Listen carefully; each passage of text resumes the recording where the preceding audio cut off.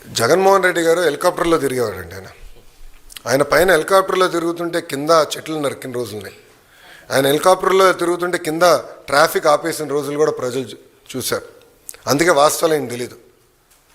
గత ప్రభుత్వం 5 సంవత్సరాలు 12 లక్షల మంది పిల్లలు ప్రభుత్వ పాఠశాలకు దూరం అయ్యారు. ఎందుకు అయ్యారో ఆయన సమాధానం చెప్పమనండి.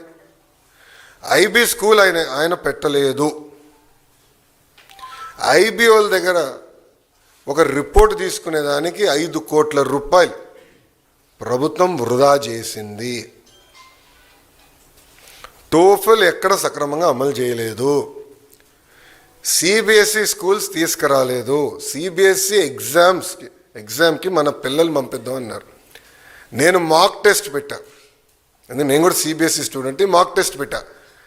అది నేను చూసిన మాక్ టెస్ట్ నిర్వహించిన తర్వాత 90% మంది పిల్లలు ఫెయిల్ అయ్యారు.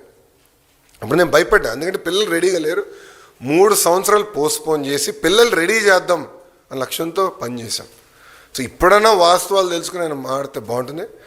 అయినా ఇంత చర్చ జరగాలంటే శాసనసభకు రావచ్చు కదండి. ఎవరు రావద్దు అంటున్నారు ఆయన? ఏంటమ్మా? మీడియా మిత్రులు మీరు అందరూ ఒకటి గమనించాలి. రోడ్లపైన పోలీసుల సంఖ్య తగ్గింది. పోలీసులు పెద్ద కంపట్ల, పరదాలు లేవు. ఎవరంటే వాళ్ళు ప్రశాంతంగా రావచ్చు. ఆయన ఒక పులివెందుల ఎమ్మెల్యేగా ఆయన హక్కులు ఉన్నాయి. ఆ హక్కులను వినియోగించుకోవచ్చు. హౌస్కి రావచ్చు. ప్రజల సమస్యల గురించి అక్కడ ప్రస్తావించవచ్చు.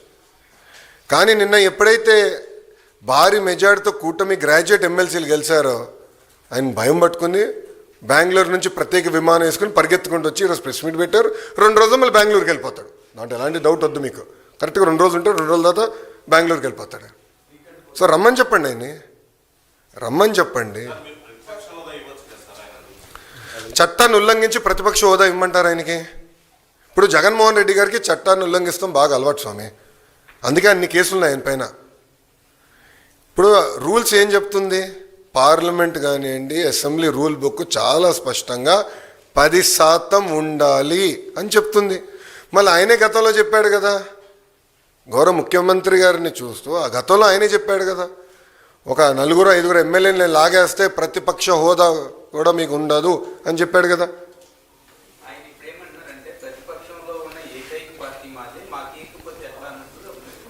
రమ్మని చెప్పండి సార్. ఐ థింక్ రోల్ 11 వాళ్ళకి కేటాయించాం. రోల్ 11లో కరెక్ట్గా 11 మంది కూర్చోవచ్చు. రమ్మని చెప్పండి, చర్చిద్దాం. వాళ్ళకున్న సంఖ్య ప్రకారం, అంటే ప్రజలు నిర్ణయించిన సంఖ్య ప్రకారం టైం వస్తుంది అని మాట్లాడచ్చు. ఎవరు మాట్లాడొద్దన్నారు? ఈరోజు ప్రతి సభ్యుడికి స్పీకర్ గారు మైక్ ఇస్తున్నారు, డిప్యూటీ స్పీకర్ గారు మైక్ ఇస్తున్నారు.